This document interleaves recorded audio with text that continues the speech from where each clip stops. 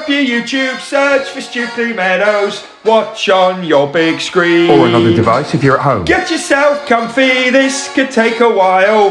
What a happy scene. Something new every day for your long-term memory. This is so exciting, it is nearly time for a Stukeley assembly.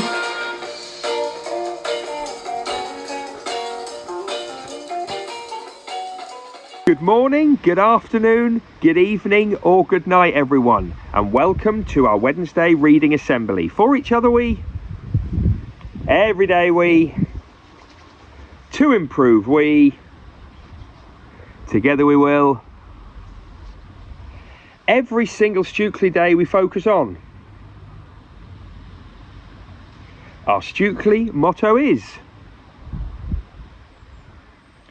our Stukeley curriculum is, our Stukeley plan for home learning is. 4 words that make the magic happen. Yes, they do. Hello everyone, you've guessed it.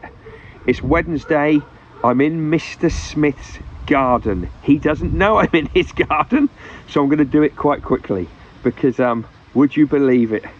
Would you believe it? Would you believe I just said, come here, Mr. Smith. He's here. He's here. He's over here. I love this. Anyway, welcome to Reading Assembly. This is I love this. This is the content we're here for today. Anyway, welcome to Reading Assembly. We're going to have a quick author warm up. Then we're going into stories. We just heard a bit of we've got a bit of Mr. Gum coming up, bit of Mr. Watley action. Then we've got Cheer Boost song, and then the final bits. I mean, it's just wonderful. Anyway, very quick author warm up. Bit of a challenge here, a bit of a challenge for you. I'd like everyone in the class, now this might be tricky for the younger children, but we've got high expectations at the school. I'd like everyone to stand up in the class. Everyone stand up right now. Every single person stand up. Now, here's what's going to happen. You're all going to think of an author. You're all going to think of the name of somebody who's written a book. Maybe it's the book you're reading at the moment. Maybe it's a book you read last week or last year. Think of an author, the name of an author. Then, when the teacher, when your staff member says, off we go, the first person's going to say the author, they're going to sit down. Everybody else has to say an author, and it needs to be a different one. So if somebody says your author, you're in a bit of bother. So try and think of a few, say your author, sit down. Let's see how many children can sit down before we run out of ideas. Okay? Pause the vid, play the author game, see you on the other side. Oh, I told you it was a great game. I didn't actually say it was a great game, but you knew it was going to be a great game, right? Okay, everyone. Let's go into stories. Big thanks to Mr. Watley for his story coming right up. I do the next bit of Mr. Gum, and then straight after that, the usual bits. Come on!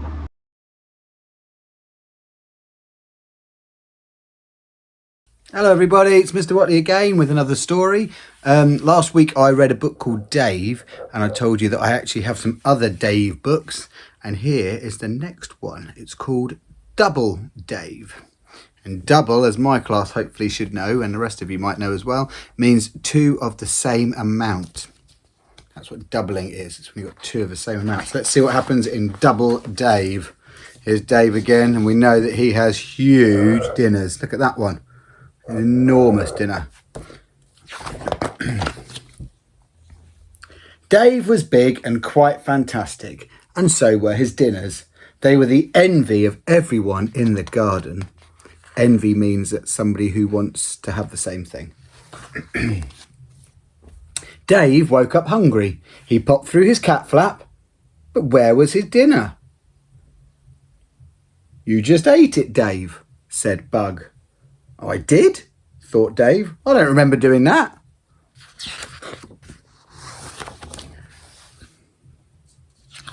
I don't remember doing that either. Broken his cat scratcher. And I'm sure I didn't do that. And I definitely didn't do that. Yeah.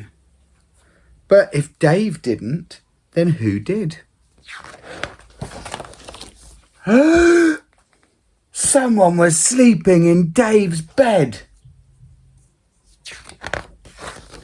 It was orange, just like Dave. It was big, just like Dave, but it couldn't be Dave. I'm Dave, thought Dave.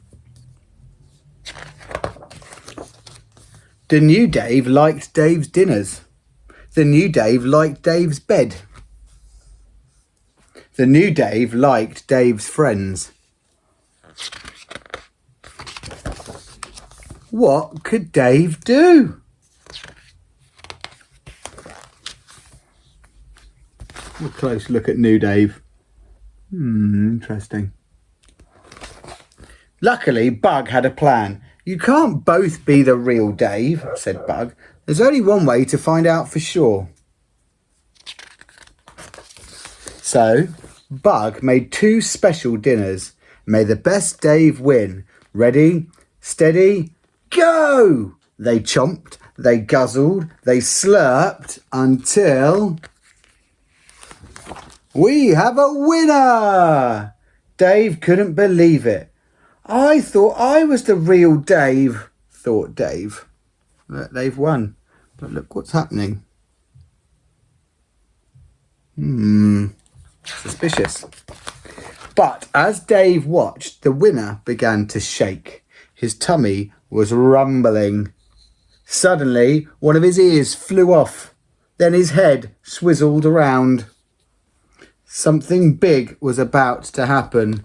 5, 4, 3, 2, 1. Blast off!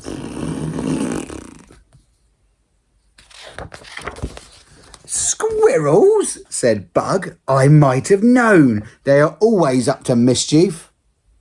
Well, I suppose I am the real Dave after all, thought Dave. Phew! And he knew just how to celebrate.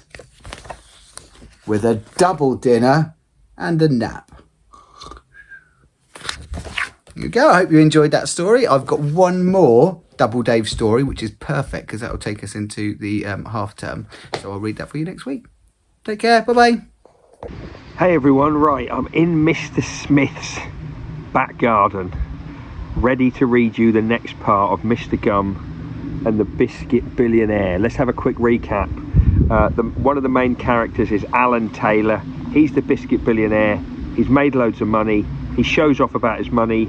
He gives his money away. He's got a massive house, fairground, having a great time. Mr. Gum and Billy William III go to Alan Taylor's party. They nick his money. They nick the jar. I think it's a jar full of the biscuit tin. They nick the biscuit tin full of money. They take it off. Alan Taylor's gutted. All of his friends leave him. And we finished the book, finished chapter 5, where Billy William III and Mr. Gum are heading over to France, and they leave the lid of the biscuit tin off a little bit, and now the money's starting to blow away. It's a bit windy here, hope you can hear me okay. Anyway, we're now on chapter 6, which is Alan Taylor stays in bed. Now remember, we've also got Polly and Friday O'Leary, the 2 friends that are trying to help out Alan Taylor. The next morning, Polly and Friday met in the town square under the historic statue of some old bloke from ages ago on a horse. With heavy hearts, they set off for Boaster's Hill. "Oh, Friday," sighed Polly, "I does hopes Alan Taylor's all right after last night's shenanigans." Soon after Polly said this, she and Friday O'Leary came to the bottom of Boaster's Hill, and then a few minutes later they were halfway up, and then a bit later after that they were at the top. And it was all thanks to the miracles of their legs walking up hills. As they approached the mansion, they saw the last of the servants making off with a valuable golden peanut. Yes, Alan Taylor's own servants had taken everything, and now the mansion was just a great big empty pile of house looking out over the town like a giant's air freshener. "Servants, you are the worst!" shouted Polly down the hill, her face red with fury and her elbows turquoise with annoyance. "You ought to be ashamed of yourself, you naughties!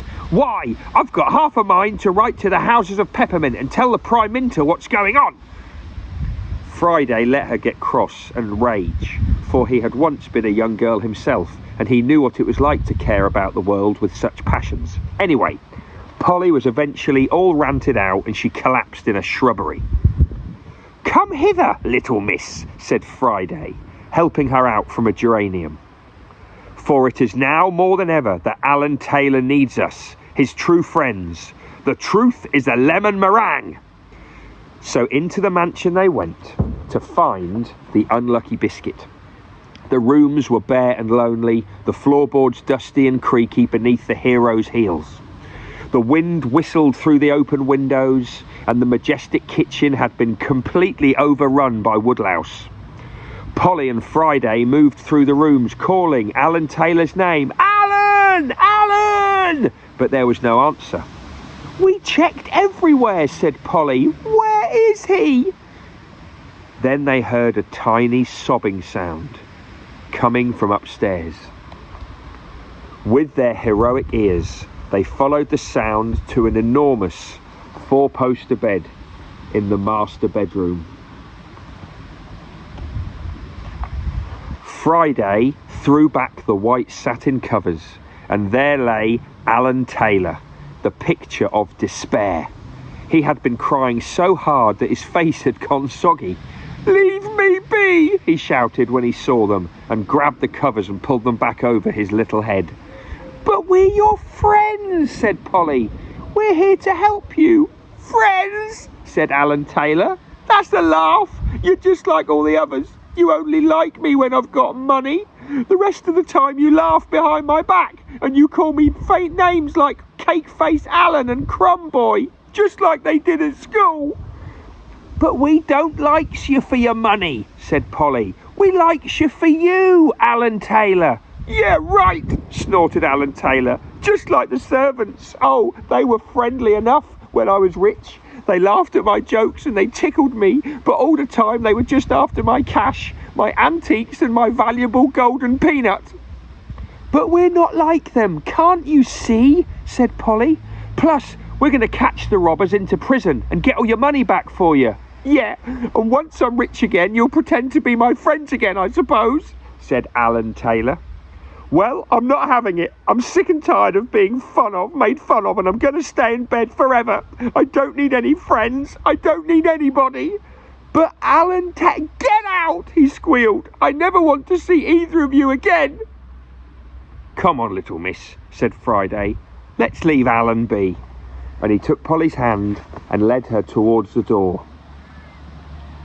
But at the last moment, Polly ran back to bed, hot tears rolling down her pretty face. "Alan Taylor, I don't know what's got into you, and I know you don't mean it, but I bought you a present, but you were so angry I nearly forgot about it." She reached into her skirt pocket and pulled out a 50p piece. "There," she said, pressing the coin into his weeny brown hand. "It's everything I've got in my piggy bank. I was saving it towards a computer, but I want you to have it, just in case we can't find your riches." Alan Taylor just stared at the coin. He didn't even say thank you. It was more than Polly could bear. With one final sob, she turned and fled from the room, her face buried in her hands. Friday stood there for a moment longer, gazing down at the ungrateful biscuit in his enormous white bed. "The truth is a lemon meringue," said Friday very quietly, and he shook his head. "That's all I've got to say to you, my friend." Right, chapter 7, On the Trail of the Money. Friday twirled his imaginary detective's moustache. "I admit it," he said, as he and Polly sat eating lunch in the chapter 7 cafe. "This case is too tough, even for me. They'd been searching all morning, but they hadn't found any robbers, not even one." "Oh, Friday," said Polly, looking at a jacket potato. It wasn't the jacket potato's fault that she was so cross, but she felt like it anyway. "Oh, Polly," said Friday, looking at his jacket potato, but wishing he'd ordered the pasta instead. And they sat there, looking sadly at their jacket potatoes. But suddenly Polly sat upright. "Hey," she said, "what's that moving outside the window?" "It's just a £20 note," said Friday. "I wish I'd ordered the pasta." But don't you understand it?" said Polly. It must be the trail of the robbers leaving money. Hot wigwams, you're right, shouted Friday. To the Allen copter, to the motorbike. And they left their lunches untouched and ran outside. At the next table, Jonathan Ripples and Martin Laundrette watched them go. I wonder what that's all about, said Jonathan Ripples. Never mind that, said Martin. Try your pea soup. Ugh, said Jonathan Ripples, swallowing down a spoonful. Someone's put torn up bits of newspaper in it. Who'd do a thing like that, said Martin Laundrette, taking out his red notebook. Another victory, he wrote. The pea soup joke was hilarious. Friday's motorbike was parked outside on the high street. Hop on, Polly, he shouted, staring at the bike with a roar. Don't roar like that, said Polly. It scares me. Sorry, said Friday, and he stopped roaring. He revved the engine, and off they zoomed. Before long, they saw another banknote blowing in the wind. And after that, they saw one stuck in a hedge. And after that, they saw one stuck in a pop star's haircut. We're on the right track, cried Polly. On they went, and all the while they saw the money. Money, money, money everywhere, flapping in the wind, stuck in bushes, or being eaten by magpies and tramps. Now, we're going to stop there, because there's quite a way to go to the end of the chapter. So, very exciting. I think Polly and Friday are going to get to the bottom of this money thing. I really do. Okay, great story there. Hope you enjoyed me or Mr. Watley. Next up, Cheerboo Song or Silence.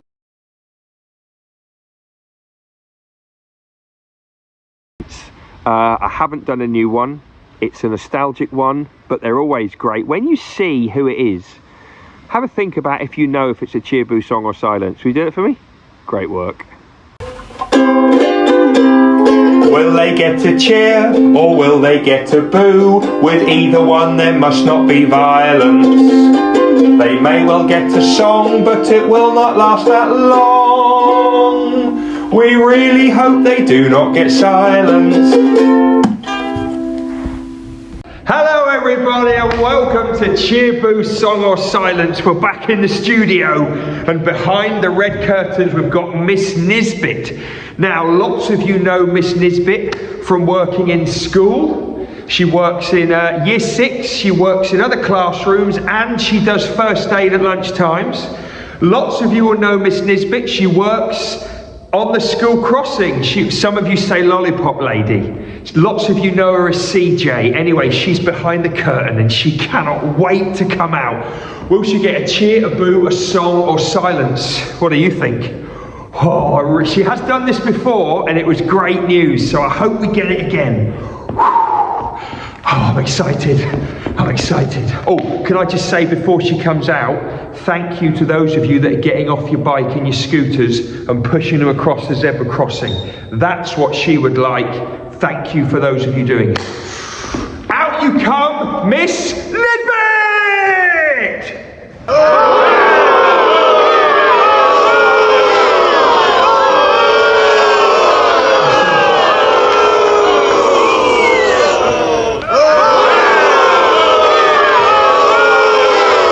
Sorry. Oh, she's actually going off to do the crossing.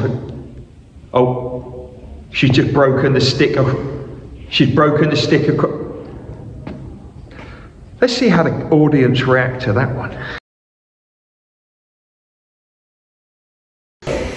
Out you come, Miss Nisbet!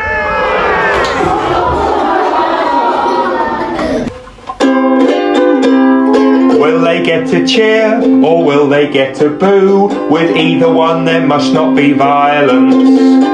They may well get a song, but it will not last that long. We really hope they do not get silence. Wow. Wow is all I can say. Let's finish up with some birthdays. Hey, hey, hey, it's time to say we've got a Stukeley birthday. Hey, hey, hey, it's time to say we've got a Stukeley birthday. Come on! I don't even need to look at the book. I know we don't have any Stukeley birthdays today. No, we don't. So let's finish with EDK. Everyday knowledge. For me, for Mr. Smith, for his dog, and for you.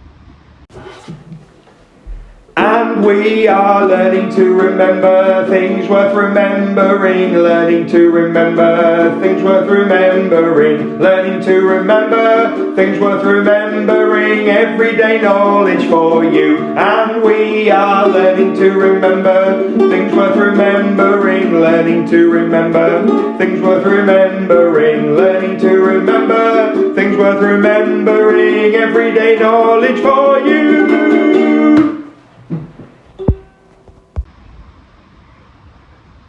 Everyday knowledge for you, live from Mr. Smith's garden. Haven't got any shoes on, I've just jumped onto a thistle. This is not going to end well. Right everyone, I don't have the picture of the planets from yesterday, so let's have a couple of quick questions. Okay, who can name the star that we looked at in our solar system picture yesterday? What was the name of the star? That's right, it was the sun. Who can tell me how many planets we've got in our solar system?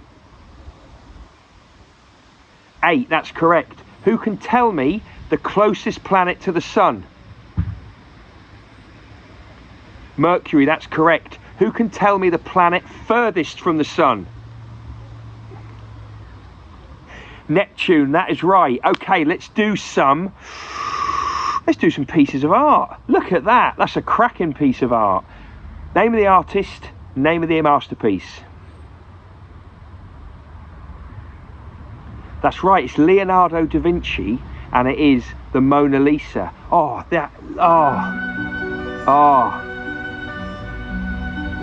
Who's the composer? Tchaikovsky, correct. Hang on a sec, what's the name of this piece of music? Swan Lake, Act 2, Part 10. Gonna have to finish there because something's sticking into my foot. It doesn't feel very comfortable. See you next time on EDK. Oh man, that's genuine.